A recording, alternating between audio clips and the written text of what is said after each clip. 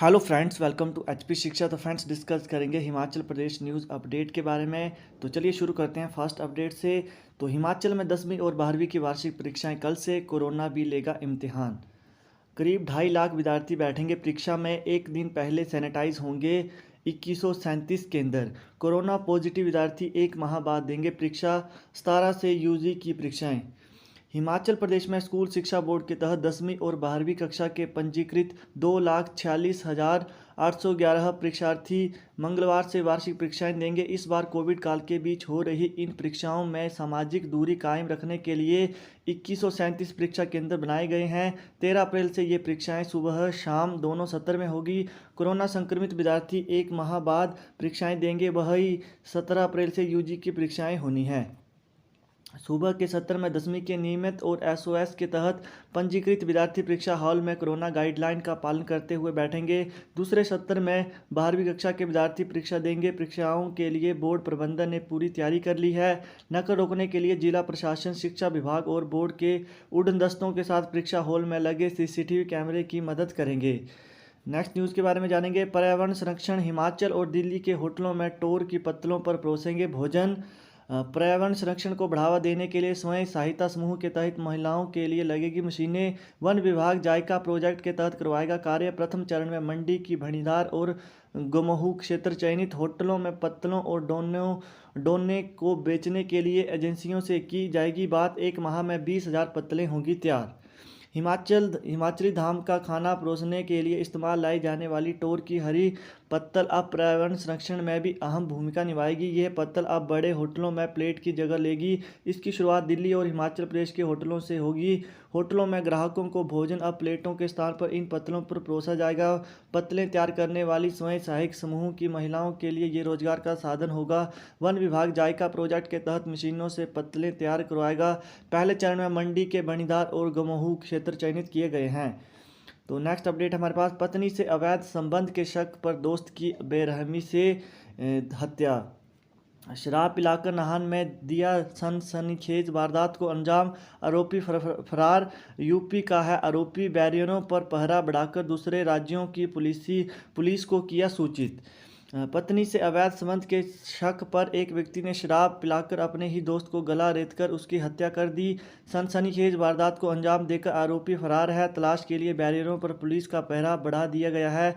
दूसरे राज्यों की पुलिस को भी इसकी सूचना दी गई है। मृतक की पहचान मान सिंह, त्रेई, जिला हाथरस, गांव दूधाधारी, उत्तर प्रदेश यूपी के रूप में हुई है। आरोपी दशरथ भी इसी गांव का रहने वाला है और फेरी लगाने का काम करता है। तो नेक्स्ट अपडेट हमारे पास। बुजुर्ग को आईजीएमसी अस्पताल में छोड़कर गायब हो गए परिजन।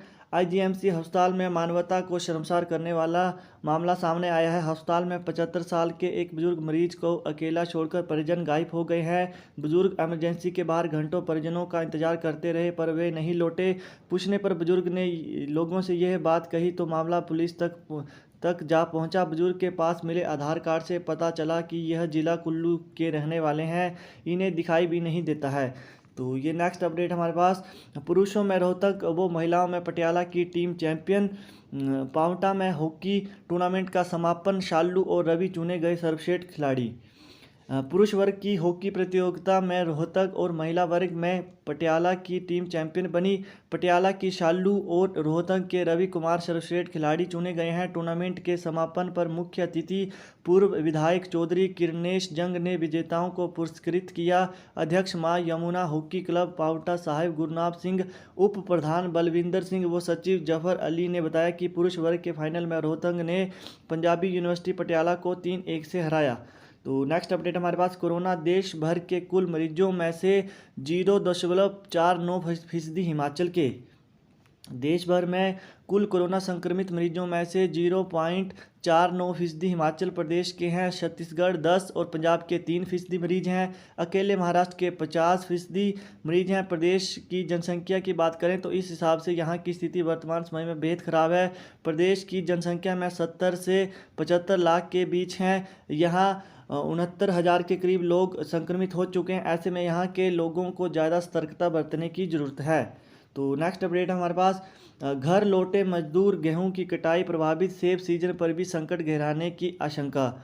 तो कोरोना महामारी की दूसरी लहर के बढ़ते हुए प्रकोप के बीच कई प्रवासी मजदूर जोखिम नहीं उठाना चाहते। वर्ष 2020 में लॉकडाउन के चलते कई प्रवासी मजदूर आधे रास्ते में ही फंस गए थे। कुछ मजदूर बेरोजगार होकर यहीं रह गए थे। प्रवासी मजदूर को इस बार लॉकडाउन का डर सताने लगा है। कुछ मजदूर अपने घरों की ओर निकल चुके हैं और वो कुछ तैयारी में हैं। तो नेक्स्ट जो है नीचे आप पढ़ सकते हैं, रोजाना किए जाएंगे 15,000 से ज़्यादा टेस्ट। जयराम सीएम जयराम ठाकुर ने कहा कि हिमाचल प्रदेश में कोरोना की टेस्टिंग बढ़ाए जाने की जरूरत है। वर्तमान में रोजाना 8 से 9,000 टेस्ट किए जा रहे हैं, यह 15,000 तक बढ़ाए जाएंगे। उन्होंने आम जन से भी सहयोग की अपील की है। सीएम ने कहा कि पिछली बार जब कोरोना लहर थी तो लोगों का सहयोग बहुत था। लोगों ने मास्क घर में बनाकर बांटे, राशन तक बांटा, सामाजिक दूरी और अन्य तमाम बातों का ध्यान रखा। अब पिछले वर्ष की तरह भागीदारी नहीं होने से भी समस्या हो रही है। तो नेक्स्ट अपडेट के बारे में जानेंगे। सेब के बूढ़े पेड़ों को सड़ने से बचा रहा सीमेंट। हिमाचल प्रदेश के सेब बागवानी क्षेत्र में सीमेंट के प्लास्टर से बूढ़े पेड़ों को सड़ने से बचाया जा रहा है। कई क्षेत्रों में सेब बागवानों ने ये सफल प्रयोग किया है। ये तकनीक बहुत सस्ती है। इसे वहां अपनाया जा रहा है जहां पुराने सेब के पेड़ों के तनों में गड्ढे बन गए हो, वहां रेत और सीमेंट के मिश्रण का लेप किया जा रहा है। इस तकनीक का प्रयोग शिमला, कुल्लू, मंडी आदि जिलों के कई सेब बागवान करें। इसके पीछे मकसद यही है कि सेब के पेड़ों को जल्दी सड़ने से बचाया जाए। तो नेक्स्ट अपडेट के बारे में जानेंगे। ऊना में सीजन का सबसे गर्म दिन, 8 शहरों में भी छूटने लगा पसीना। ऊना में गर्मियों के इस सीजन में रविवार सबसे अधिक गर्म दिन रिकॉर्ड किया गया है। यहां का अधिकतम तापमान 36.5 डिग्री सेल्सियस दर्ज किया गया। 8 शहरों का पारा भी 30 से पार हो चुका है। गर्मी की वजह से लोगों का पसीना छूटने लगा है। तो टेम्परेचर आप देख सकते हैं, ऊना में 36.5, बिलासपुर में 34.5, सुंदरनगर में 33, हमीरपुर में 32.4, कांगड़ा में 32.3, सोलन में 32, चंबा में 31.1, नाहन में 30.4, भुंतर में 30.4, धर्मशाला में 25.4, शिमला में 23.8, डलहौजी में 18। ये टेम्परेचर रहे हैं हिमाचल प्रदेश के विभिन्न जिलों में। तो नेक्स्ट अपडेट के बारे में जानेंगे। मंडी में ब्यास किनारे मिला बरसों पुराना शिवलिंग। छोटी काशी में ब्यास नदी के किनारे पंचवक्त्र मंदिर के सामने मिट्टी में दबी एक शिला में विराजमान शिवलिंग मिला है। जहां शिवलिंग मिला है वहां कोई आता जाता नहीं है। बताया जा रहा है कि यहां शिवलिंग सदियों पुराना है। रविवार को स्थानीय लोगों और हरे रामा हरे कृष्णा मंडली कुल्लू के सौजन्य से यहां साफ सफाई कार्रवाई की गई। मिट्टी हटाकर चट्टान को साफ किया गया तो एक शिवलिंग विराजमान पाया गया। महादेव शिव रुद्र मंदिर कमेटी के प्रधान संदीप बहाल ने बताया कि हरे रामा हरे कृष्णा के पदाधिकारियों एवं हिमाचल प्रशासनिक सेवा अधिकारियों एसडीएम कुल्लू अमित गुलेरिया से संपर्क साधा गया। तो नेक्स्ट अपडेट के बारे में जानेंगे। स्कूलों को 21 अप्रैल तक बंद करने के सरकार के निर्णय का किया विरोध। प्रवक्ता बोले, नए शैक्षणिक सत्र के आगाज में स्कूलों को बंद करने का निर्णय दुर्भाग्यपूर्ण। प्रदेश पदोन्नत स्कूल प्रवक्ता संघ ने स्कूलों को 21 अप्रैल तक बंद करने का निर्णय का कड़ा विरोध किया है। संघ के प्रदेश अध्यक्ष यशवीर जवाल और अध्यक्ष कोर कमेटी केवल ठाकुर ने कहा कि अभी स्कूलों में प्रवेश का दौर जारी था। स्कूल नए सत्र की कार्य योजना बनाने में व्यस्त थे। अभिभावक स्कूलों में आकर बच्चों की पुस्तकों आदि प्राप्त कर रहे थे। गैर शिक्षकों भी नए वित्तीय वर्ष से संबंधित औपचारिकताएं पूरी करने में लगे थे, लेकिन इसी दौरान ही स्कूलों को बंद कर दिया गया। जब स्कूल खोले गए थे तो बड़े सही ढंग से इन स्कूलों में नियमों का पालन करते हुए अध्यापन कार्य चला था। यदि वर्तमान परिस्थिति में बच्चे स्कूल नहीं आते तो कम से कम शिक्षक और गैर शिक्षक पाठशाला में आकर अपना कार्य तो निपटा सकते थे और अपनी आगामी सत्र की कार्य योजना को अंतिम रूप दे सकते थे। तो नेक्स्ट अपडेट के बारे में जानेंगे। जूनियर इंजीनियर की लिखित परीक्षा में अभ्यर्थी को थमाया सील खुला प्रश्न पत्र। हिमाचल प्रदेश कर्मचारी चयन आयोग हमीरपुर की ओर से आयोजित हिमाचल प्रदेश की राज्य विद्युत बोर्ड की जूनियर इंजीनियर की लिखित परीक्षा विवादों में आ गई है। जिला मुख्यालय नाहन में एक अभ्यर्थी को सील खुला प्रश्न पत्र दिए जाने के बाद परीक्षा के आयोजन पर सवाल उठ गए हैं। Doctor Y S. Parmar degree college Nahan में बनाए गए परीक्षा केंद्र में परीक्षा देने पहुंचे श्वेत पुंडीर ने आरोप लगाया कि उन्हें सील खुला प्रश्न पत्र थमाया गया। तो नेक्स्ट अपडेट के बारे में जानेंगे। टीपी न होने से बर्बाद होने के कगार पर डीएलएड प्रशिक्षु का एक सवाल। डीएलएड कर रहे सूबे के सैकड़ों प्रशिक्षुओं का भविष्य टीपी टीचिंग प्रैक्टिस न होने से एक साल बर्बाद होने के कगार पर है। वर्ष 2020 में डाइट से डीएलएड कर रहे प्रशिक्षुओं की अंतिम वर्ष की परीक्षाएं दिसंबर में हो चुकी हैं। प्रथम वर्ष में 35 दिन और द्वितीय एवं अंतिम वर्ष में 112 दिनों की टीचिंग प्रैक्टिस करवाई जाती है। द्वितीय वर्ष के प्रशिक्षु स्कूल बंद होने के कारण टीचिंग प्रैक्टिस नहीं कर पा रहे हैं। कायदे से दिसंबर में डीएलएड का कोर्स खत्म हो जाता है, लेकिन टीपी न होने से 4 माह बाद भी इन प्रशिक्षुओं का कोर्स खत्म नहीं हुआ है। शिक्षा बोर्ड ने स्कूल खुलने के बाद 31 मार्च तक कुछ प्रशिक्षुओं की टीपी लगाई है। वे अन्य कोर्सों में प्रवेश नहीं ले पा रहे हैं क्योंकि अभी उनकी डीएलएड पूरी नहीं हो पाई। ऐसे में इनकी डीएलएड 2 के बजाय 3 वर्ष में पूरी होगी। तो नेक्स्ट अपडेट के बारे में जानेंगे। एपी गोयल यूनिवर्सिटी फर्जी डिग्री मामले की दूसरी जांच को दबाने की तैयारी। मानव भारती के साथ एपी गोयल विश्वविद्यालय मामले की भी सीआईडी को करनी थी जांच। महकमे के पूर्व आला अधिकारियों का नाम आने पर रुकी जांच। पूर्व डीजीपी की हो चुकी है मौत।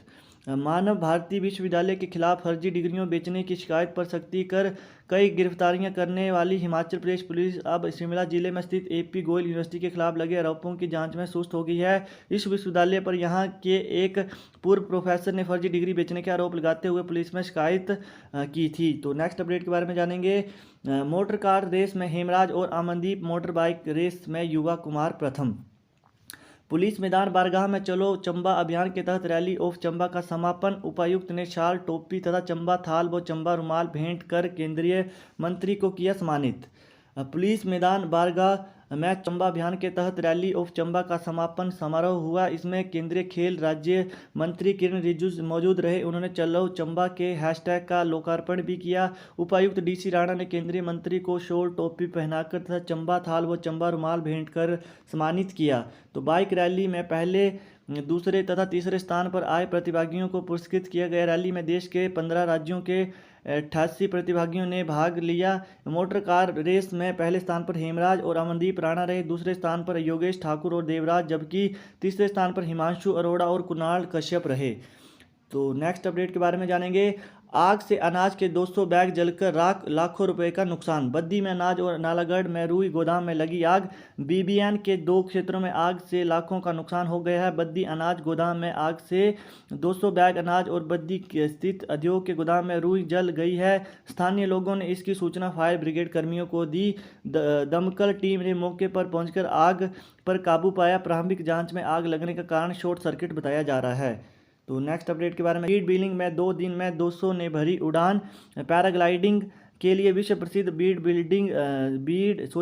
बिल्डिंग घाटी में कोरोना का खौफ भी पैराग्लाइडिंग के लिए आने वाले बाहरी प्रदेशों के पर्यटकों के कदम नहीं रोक सका है। घाटी में इस बार भी वीकेंड पर शनिवार और रविवार को बीड के चौगान में पहली की भांति सैलानियों की चहल पहल रही। इन 2 दिनों में पर्यटन विभाग से पंजीकृत 200 पायलट ने 300 से अधिक उड़ानें भरी। कोरोना के खौफ पर भारी पड़ी पैराग्लाइडिंग का शौक, वीकेंड पर भारी संख्या में पहुंचे सैलानी। तो नेक्स्ट अपडेट हमारे पास। अंतिम रविवार को बाबा के दरबार उमड़े 25,000 श्रद्धालु।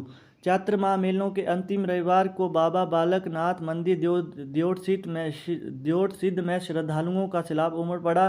बताया जा रहा है कि 25,000 से ज़्यादा श्रद्धालुओं ने रविवार को मंदिर में माथा टेका। मंदिर परिसर में भीड़ होने के कारण कोरोना नियमों का पालन नहीं हुआ। नेक्स्ट अपडेट हमारे पास। सूबे में स्वर्ण आयोग का गठन करे सरकार। 20 अप्रैल को इस मुद्दे पर शिमला में धरना प्रदर्शन करेगी क्षत्रिय महासभा। अखिल भारतीय क्षत्रिय महासभा की हिमाचल प्रदेश इकाई ने सरकार से स्वर्ण आयोग का गठन करने की मांग की है। क्षत्रिय महासभा 20 अप्रैल को शिमला में स्वर्ण आयोग के मुद्दे पर धरना प्रदर्शन करेगी। तो फ्रेंड्स, यही थे आज के कुछ अपडेट। वीडियो अच्छी लगी तो फ्रेंड्स वीडियो को लाइक, कमेंट और फ्रेंड्स चैनल को सब्सक्राइब करना ना भूलिएगा। Thanks for watching.